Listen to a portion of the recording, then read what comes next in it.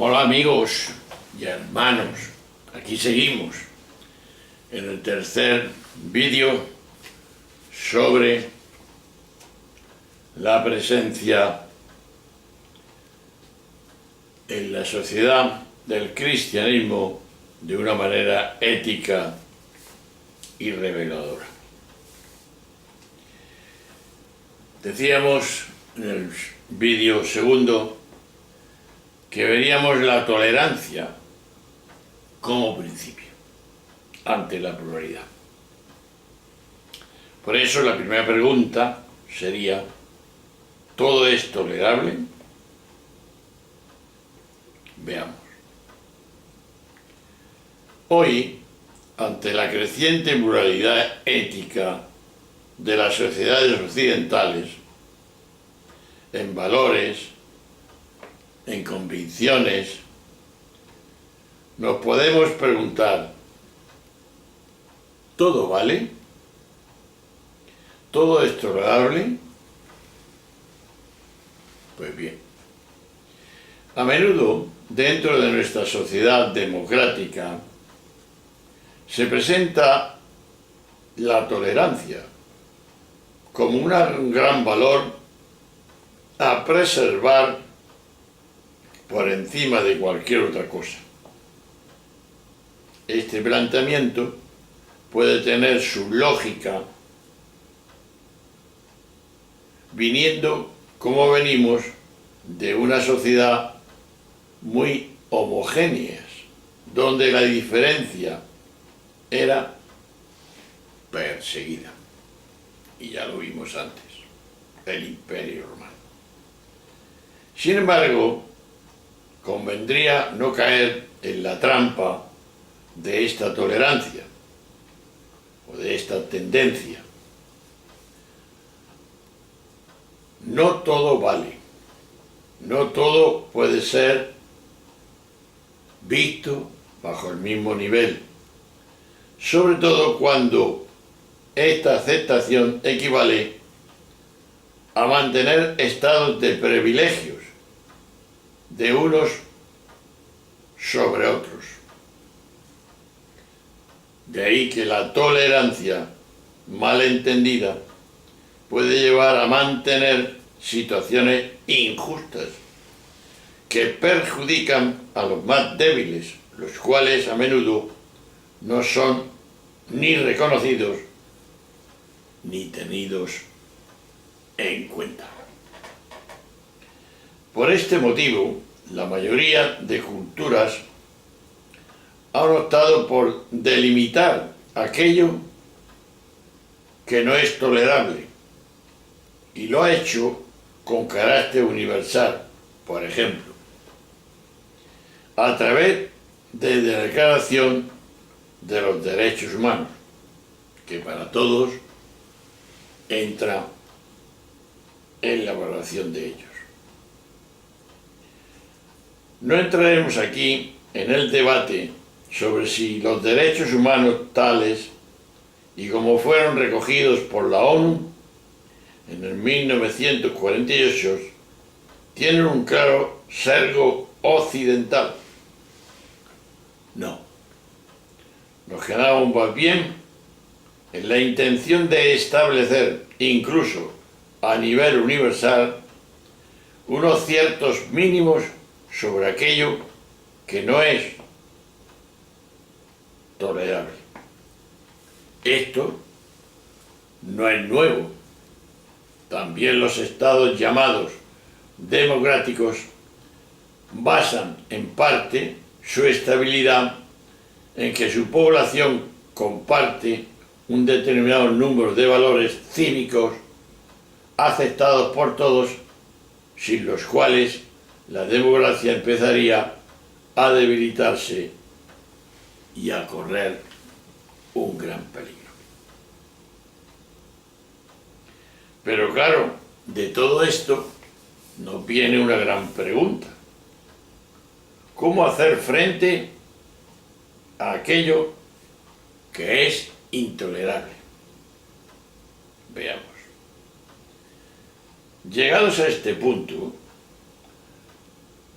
nos podemos preguntar cómo tendríamos que responder ante aquello que consideramos intolerable. En otras palabras, para entendernos, ¿cómo tendría que responder una comunidad, una cultura, una tradición religiosa, un grupo humano relativamente numeroso ante aquello que consideraba y se considera intolerable? La respuesta será diferente en función de nuestras convicciones, sobre todo éticas. Aquí nos centraremos en la perspectiva de la ética cristiana, es decir, de la perspectiva de la comunidad de los seguidores de Jesús de Nazaret.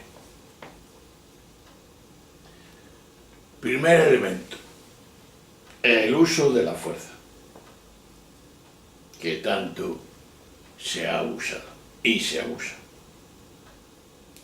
Consideremos en principio cualquier respuesta de violencia como incompatible con el mensaje de Jesús, aunque reconocemos que esto no siempre ha sido así. La violencia ha formado parte de la manera de actuar del cristianismo, por desgracia, y de toda la Iglesia. De hecho, aún en día, algunos sugieren si no sería lícito responder a aquello intolerable a través de la violencia lingüística. En el caso, por ejemplo, de que los cristianos dispusiéramos de una mayoría política en un parlamento democrático, nos capacitará para un uso de poder coercitivo. Todavía hay quien afirma que esta violencia sería legítima si estuviera rigida a preservar un valor más importante que la violencia de la ley ejercida por la autoridad competente. Así lo entienden los estados plenamente democráticos, ya que es misión del Estado de Derecho moderno velar para que las leyes se cumplan, incluso empleando la fuerza, en este caso, una fuerza, dicen ellos, legítima. Sin embargo, estos estados democráticos y ante minorías importantes con convicciones éticas diferentes, viene entonces la pregunta: ¿tendríamos que ejercer este poder solo por el hecho de disponer de una mayoría política? Si es que lo hubiera. Obrando así, ¿no mostraríamos que el valor más importante dentro de nuestra ética cristiana es el valor de la fuerza? ¿O no? ¿No estaríamos enviando el mensajero implícito a las minorías que si fuesen más o llegasen a ser mayoría parlamentaria, su convicción sería admitida? Por tanto, descartemos el uso de la fuerza. Por la fuerza no vamos a ningún sitio. Pero esto no responde aún a la pregunta sobre cómo hacer frente a aquello que consideramos intolerable desde nuestra convicción ética, que la hay. Y es, en principio, la objeción de conciencia. De entrada parece que si no se nos permitiese hacer uso de la objeción de conciencia, estaríamos más legitimados a no aceptar una cuestión vista como mal por nosotros y que nos fuese impuesta por la ley y la fuerza vigente, legítima. En otras palabras, si nos obligasen a obrar de una determinada manera, por ejemplo, si nos impusieran control de natalidad, formas atenuadas de esclavitud, etcétera, etcétera, pero viene la pregunta, ¿deberíamos tolerar, es decir, aceptar estas cuestiones vistas por nosotros como un mal, cuando la legitimación se limita a permitirlas por aquello que le consideran un bien? Aquí viene el problema. Esta posibilidad, que no nos afecta directamente ni nos hace cómplices directos, debería ser admitida. Analicemos un poco más esta cuestión y veamos. Partir de un análisis profundo. Esto sería lo más importante. En un diálogo, por supuesto, profundo. En primer lugar, se tendría que analizar a fondo el carácter intolerable de la práctica que cuestionamos. Esto lo podemos hacer con serenidad y con sinceridad ante Dios, teniendo presente nuestra tradición ética en un diálogo intracomunitario en la que se mostraran las diferentes sensibilidades hacia aquella determinada práctica que queremos poner. También se tendría que escuchar y hacer caso de la lectura que hace la ciencia para saber más en profundidad qué implica y qué valores están en juego. Se tendría que escuchar la opinión de los expertos, ya sean científicos, ya sean sociólogos, ya sean economistas, ya sean médicos. Este análisis preciso evita aquello que ha pasado no pocas veces, cuando llevamos a cabo valoraciones morales sobre determinadas cuestiones, no en base a argumentos de fondo, sino a base de intereses de poder o simplemente agarrándose a las valoraciones del pasado. En el mundo en que nos encontramos, es bueno que aseguremos que desde nuestra ética aquella práctica es claramente deshumanizadora y por lo tanto contraria a nuestros principios éticos más elementales.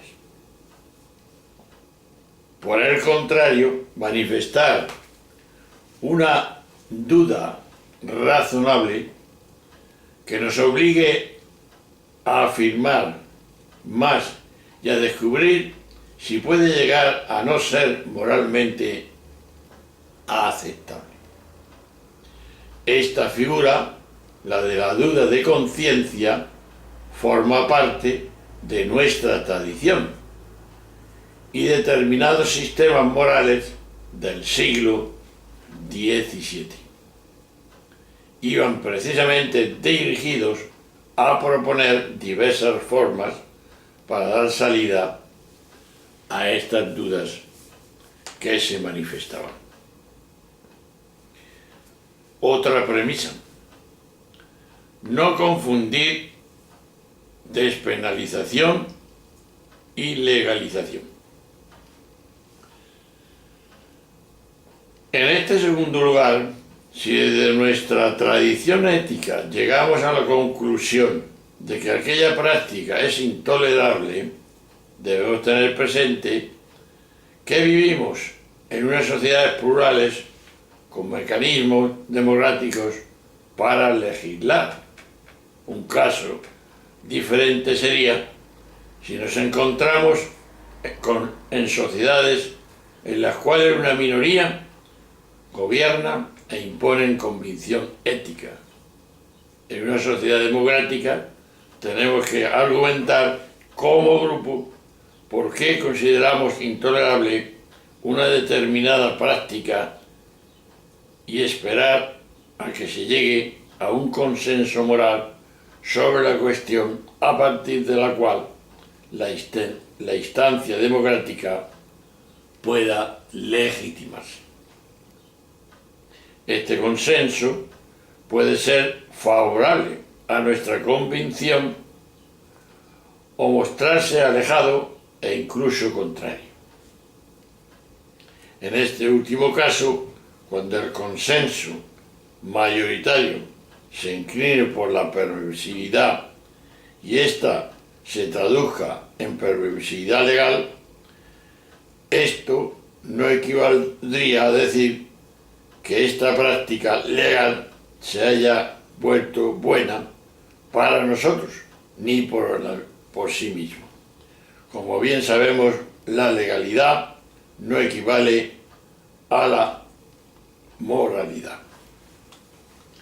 Aunque nos cueste aceptar que determinadas prácticas estén permitidas por la legislación, nos tenemos que preguntar cuál tiene que ser nuestra actitud ante ellas. Para ello es necesario introducir otra distinción jurídica entre penalización y legalización.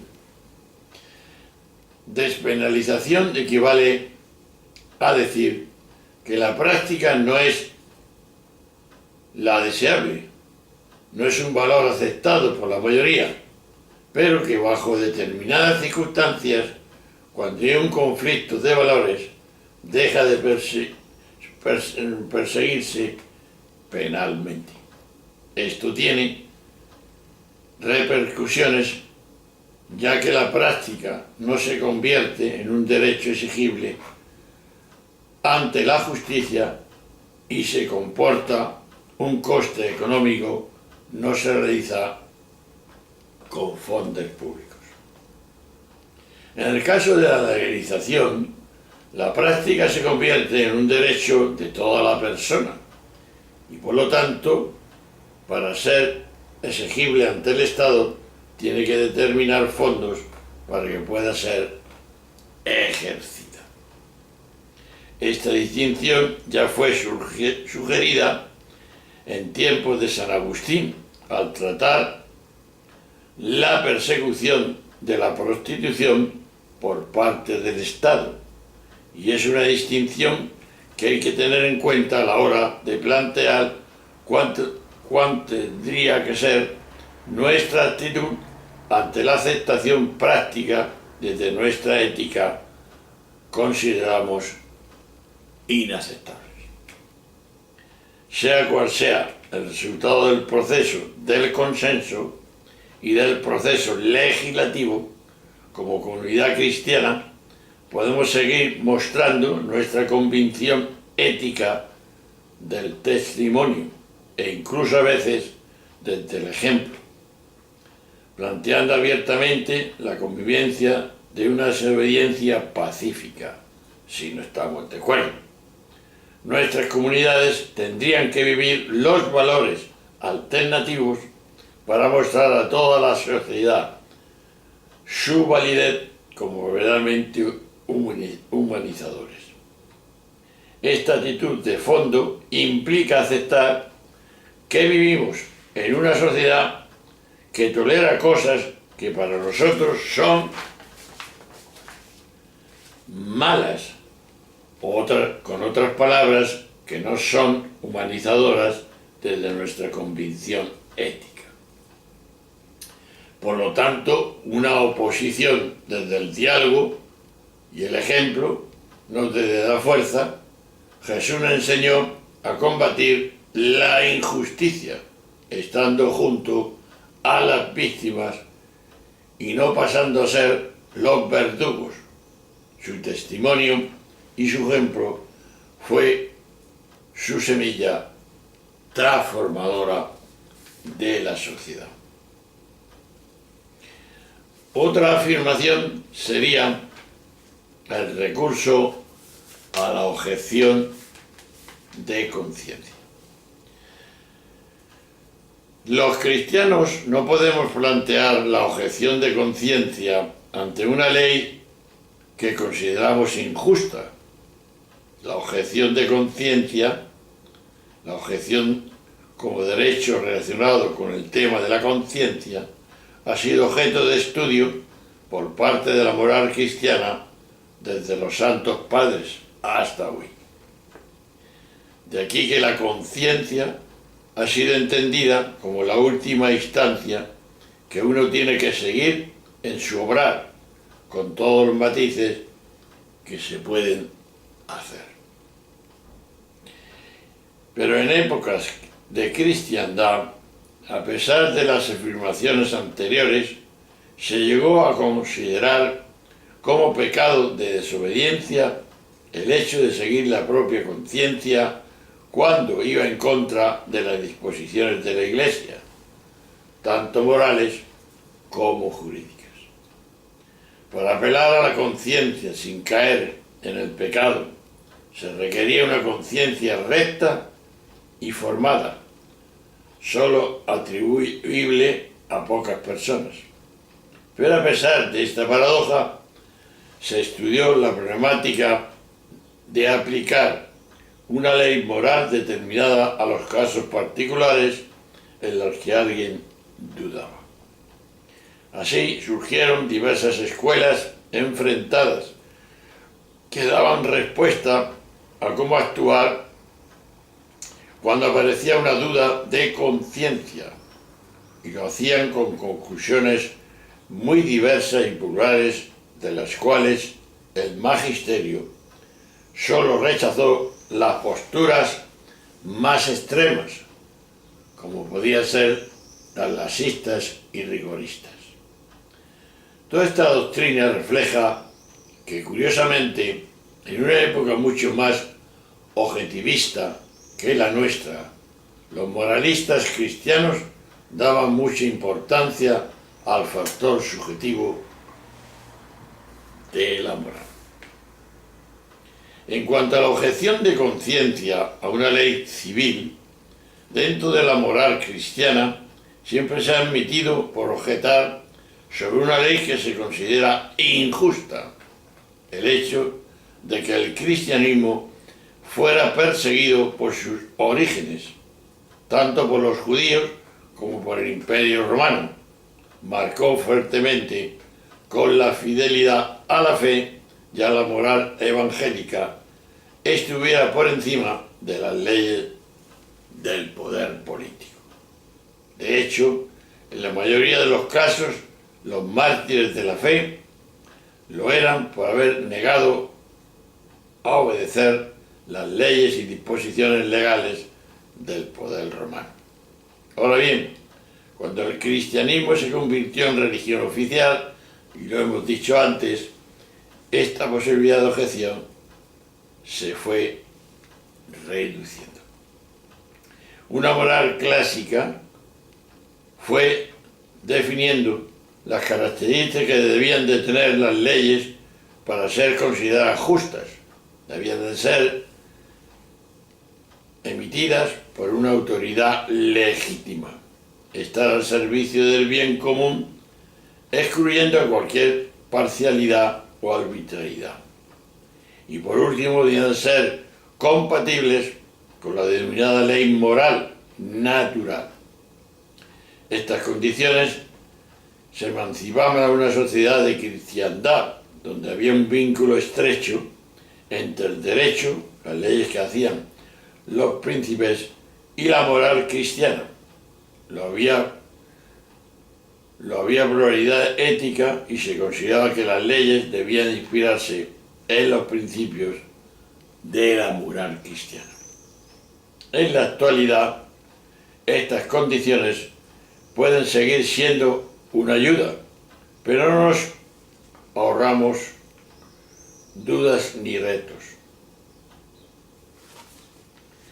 Primero, el primero, sobre la autoridad legítima. ¿Qué hace legítima una autoridad? Desde el Estado democrático de derecho, la respuesta sería que la ley fuera aprobada por organismos escogidos democráticamente para llevar a cabo esta función, es decir, por el poder legislativo.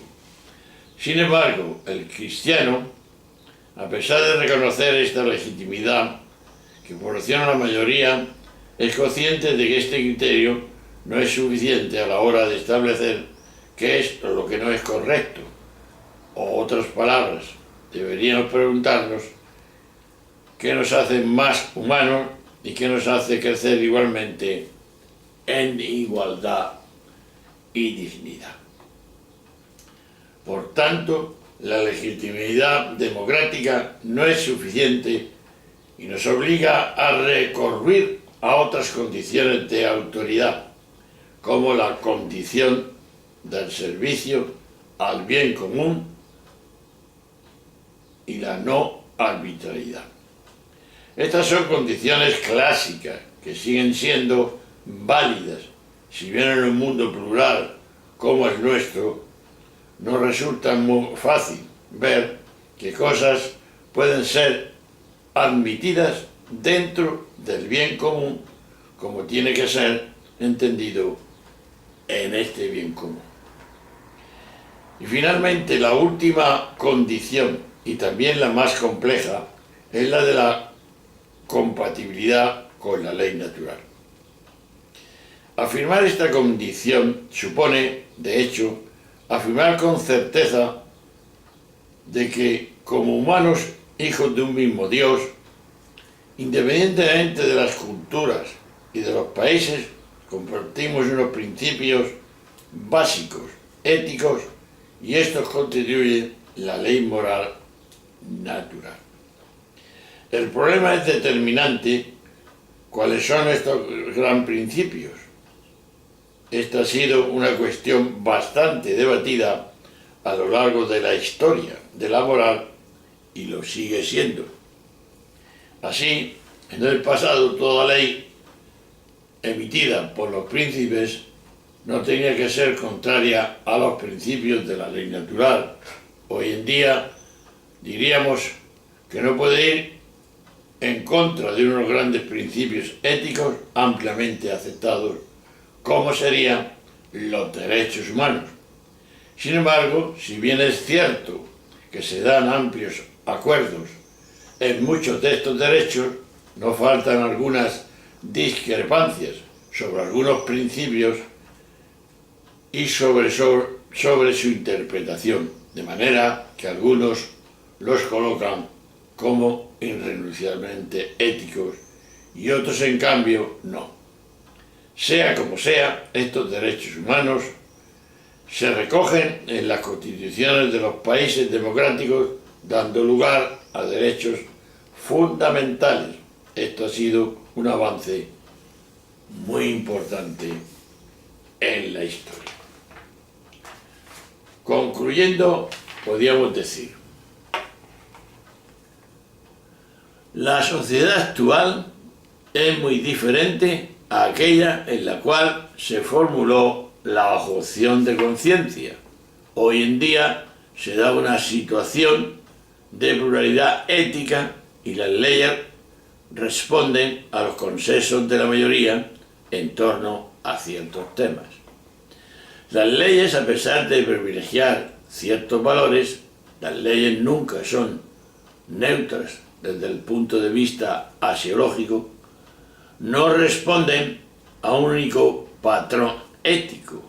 Así, en las sociedades plurales, las convicciones personales o determinados grupos se pueden ver afectadas por determinadas leyes. Y en otras palabras, diríamos, se pueden producir un conflicto entre la ley y la conciencia de algunos individuos.